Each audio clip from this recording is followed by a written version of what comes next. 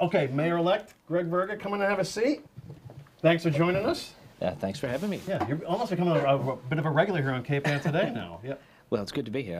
I'm just a stone's throw away, my house, so it's funny because I watched this place. We used to have just woods behind us, other than the cemetery. And then the first night this place was open, there were these three or four big spotlights out there, and I thought it was a UFO. And I was like, what? Oh, it's the Animal Aid. Oh, so you can actually see it from your house, CAAA Animal Aid. Oh, that's symbolic. I think that's good. Because these are your new constituents. That's right. These puppies and kittens, right? Oh, yeah. And right? let's that see, one my up there? wife As soon as you walked in, you and your wife both started eyeballing the kittens here. Yeah, we had lost our orange cat within the last, I don't know, 16, 17 months. And after 16 or 17 years with us, so it's, we'll see. Oh, boy. So there are, just to keep the inventory straight, there are 2 yellow tabbies up there, and 1 pale yellow tabby, and then 1 white and yellow kind of mix. All right, so we'll have a tough choice. Yeah, well, I think you do have a choice, unless people are racing to get a tabby here, and they might. It's beautiful. Come on down. There's a lot of kittens here. Yeah, there's a lot there. I guess there's a lot upstairs too. So, okay, Greg, so you're in the midst of the transition now, right before you're sworn in on January 1st. How is the transition going, and how is it working with your team? Oh, great. I mean, we've got an excellent team.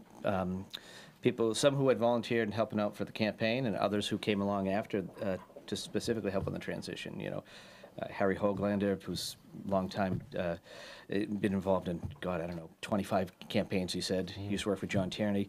Jim McKenna used to be John Bell's CAO. Who else? We have Donna Leet, who was the HR director. Linda Vaughn, who is a former guidance counselor, head of guidance at Gloucester and Rockport Highs. So she's great at organization. Donna Crocker, who's been helping on, she was on both teams. Just to make sure I'm not missing anybody, because if I do, I'll be in the doghouse. No pun intended. But these, you are in the doghouse. but they've been putting in a lot of time helping me with advice, doing the legwork, getting things done for us, and you know, we're ready to hit the ground running on January 3rd, technically, for the first work day. Right. Yeah. Well, big news in the Gloucester Times today. Yes. Do you want to make the announcement here also? Sure. I have appointed Jill Cahill to be my CAO. So Jill's been with the city for about 4.5 years. She's currently the Community Development Director. I met her over the summer, got to know her more since they gave me office space at Pond Road, and talking to people from currently in the city, city government, and people who were in city government, it became pretty obvious that she is the right person for this job, and I'm so happy that she accepted the job.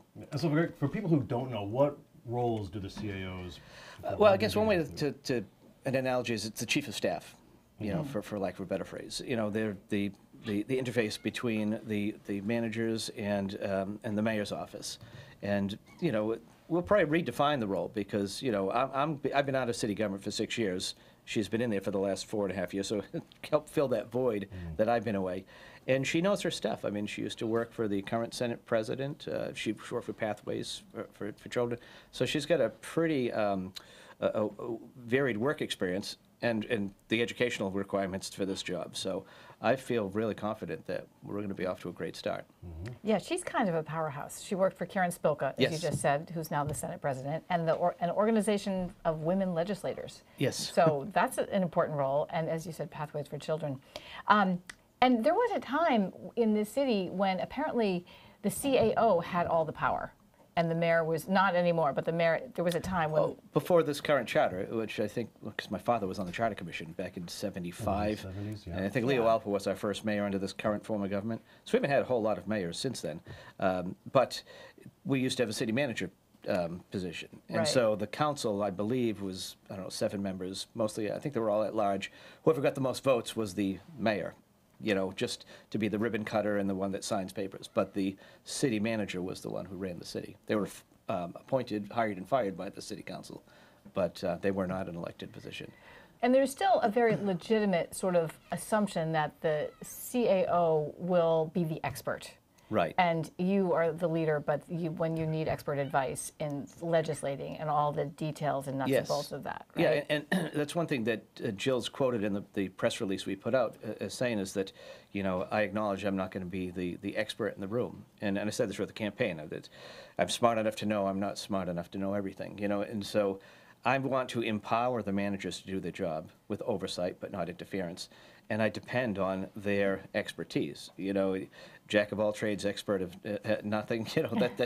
That's these guys and gals day to day. That's their profession. They know whether it's DPW, whether it's human resources, or the building department. Just pick a department. They know it. So it's not my place to come in and tell them how to run it. How to do the job. Yeah. But we're going to do what we can to make it run everything citywide run more efficiently, more collaboratively, more transparently. What other possible appointees or positions are you looking to fill? Well, community development, because Jill's going to be moving over to CAO, so that's going to be the big one right now. How about Director of Public Health?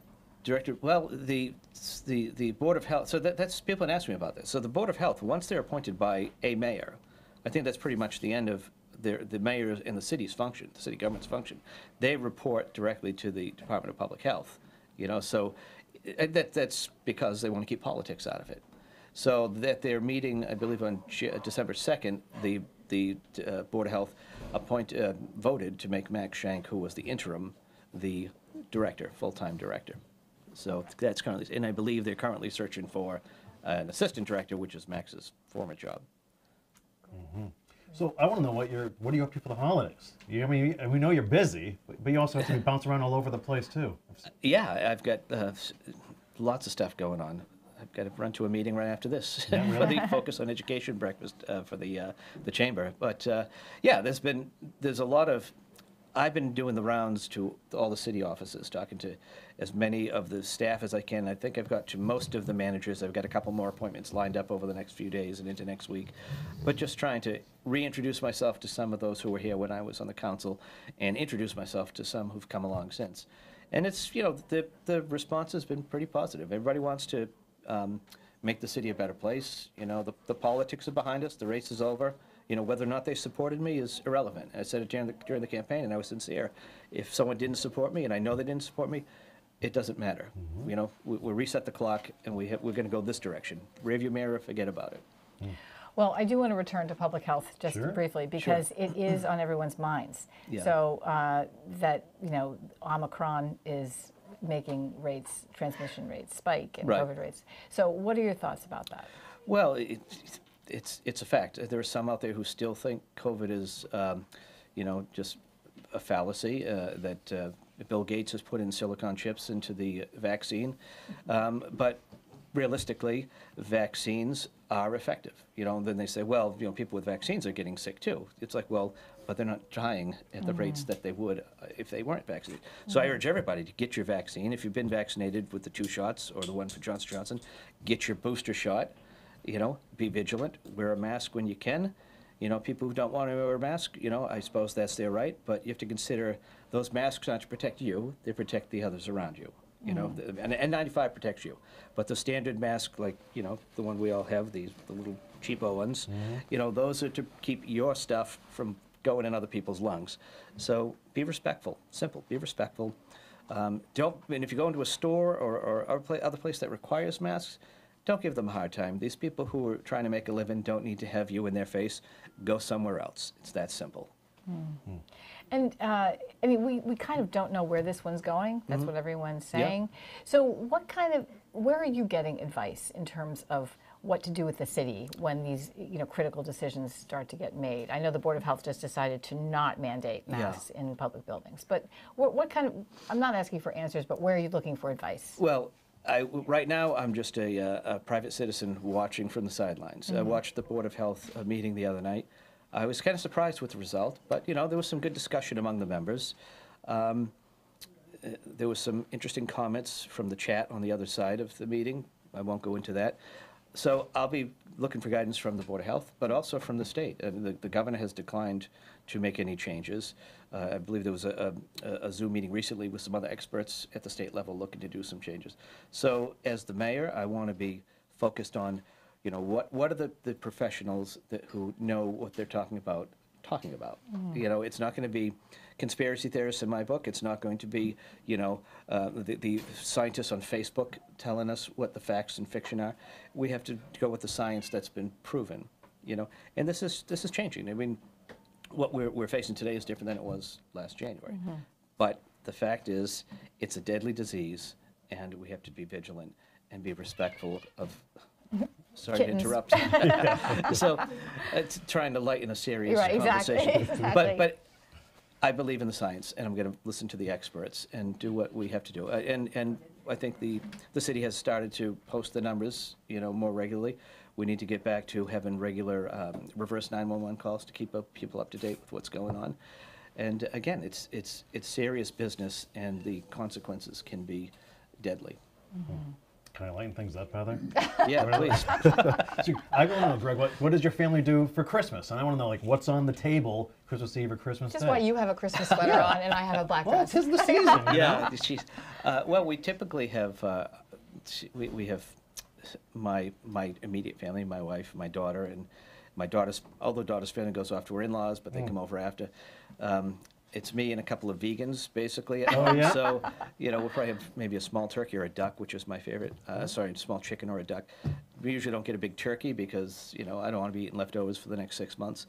But it's, you know, pretty low-key affair. You know, then we do the visits around to the other family. Yeah. But, yeah. No octopus or anything like that? Yeah, I love octopus, but I used to love eating But it. the vegans in your family maybe Yeah, have a hard time. but I no longer eat octopus because I realize they're an intelligent creature, and You're and a it's smart kind man. of I feel guilty doing that. So, but I do. It's very tasty. I have the same problem, Yeah. the exact same conflict. It's really hard, but they are smart. They are right. I mean, And- yeah. you've seen them on these nature shows when they're unwinding a jar lid and getting. So it's like I don't think I Oh should my be eating God! What something is like it? that. Anyone know that the documentary on Netflix? Oh, The Yeah, guy that befriends the my friend the. My friend, cried. yeah. Yeah. Oh my God! I know. That's pretty much what put me over the edge. Yeah, to that's- say, okay, no more. What? Yeah, watch the mushroom doc instead. And make mushroom stew. Yeah. So, Greg, well, what else should we be looking forward to when the new team comes in? What you've talked about what you campaigned on your ideals, and now looking forward to again dealing through the pandemic. Yeah. Kids are still in school right now. We don't know how things are going to change Yeah. within a couple months. So, but your vision for 2022. Well, essentially. as far as governing, like I said, my first goal was to.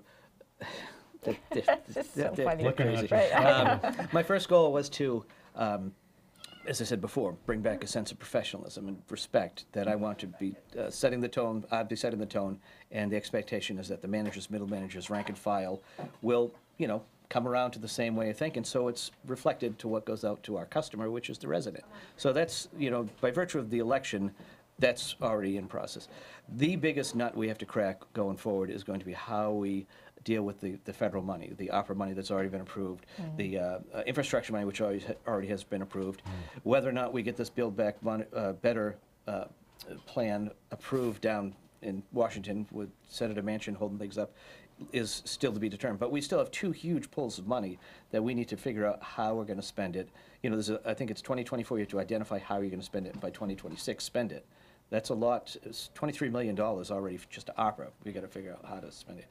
It might not be hard to do, but I was on a Zoom call with other mayors, new mayors, with Senator Warren. She was saying what you can do with this new money is pull things out of your budget with your tax money, your revenue, and plug it with the infrastructure money. They can use that other money for other things that that's can good really to be helpful. know. So, but the other thing steering us, we're down looking at the barrel of a gun of the secondary treatment plant for the sewage over on Essex Ave. Yep. It's talked about Leo Alpa, starting with Alpa right through to Sapathia. We've had mayors who have been able to kick the can down the road because of the waivers from the federal government. But it's kind of the buck stops here with me. I get to be the lucky guy that has to find a solution to it. But we've got to. I mean, it's the crowd's going wild. yes. I love it. Big fat plan, big fat plan. And I've heard that there's like a $60 million ticket on that. I heard 80 to 100, but I like okay. yours better. Yeah, okay. Yeah. Yeah, I mean, just construction costs alone are just crazy. The good thing from talking to Mike Hale, the DPW director, we do have a spot on site, so it's not like we have to go figure out where we're going to build it. We have somewhere we can build it. It's just trying to figure out if some of this money from the federal government will cover it, if there are other opportunities through grants or directly through the EPA or other, outlets. Because we can't just plug it onto the ratepayer, which is usually when there's work done to the water or sewer facilities, it's why the rates go up. I mean, think of how we're going to distribute $100 million among the ratepayer. It's just not going to, we can't be paying $400 for a glass of water, Just. I have one last question, and I don't remember. Isn't it possible for municipalities to hire consultants to help manage the ARPA money, this money coming in? And have we done that? No, we have not. Okay. And that's another thing I talked about during the campaign is we actually lost an employee from the community development who went to Beverly to be their ARPA director. So we should, one of the first things I'm going to do, I've got a lot of first things, but one of them is to get the handle on the ARPA money. And one is to hire, at least on a temporary basis, an ARPA czar who can oversee. There's a lot of strings attached. When Uncle Sam says, here's some money, there are a lot of strings attached. So we have to make sure we have somebody in place who's going to make sure all those moving parts are moving correctly. And, that we need to empower our boards and commissions to look at how ARPA can impact them and find the best ways that we can plug in the money. And then we've got those other two pools, as I mentioned, the infrastructure and hopefully Build Back Better. So we need to be ready how to spend it and, to the best, to benefit the city in the most way. To help the most people, how do I say this? Do the most good for the most people. That's how I plan on spending money. That's how I plan on governing. It's a good mission. Yeah. So lastly, Greg, a holiday message for the citizens of Gloucester? Be safe. Merry Christmas. Happy holidays to everybody. If you'd like a kitten or a puppy or other dogs or cats, stop on down. Go online, make a donation. I assume they have online donations. They do, yeah. Mail your KPNLA.org. checks, get all the information you need. I'm sure you'll give the address and everything. And try to help this organization find homes for these guys, the star of the show today. I know, right? We'll see. There might be another Verga. Jeez. We'll have to see. We'll see how quick I can get my wife out of here before she... Greg, we appreciate your time. Thanks for stopping in today. Thank you. Have a happy holiday season. Yes. And we will see you on Inauguration Day. Thank you so much, guys. Thank you. Thank you.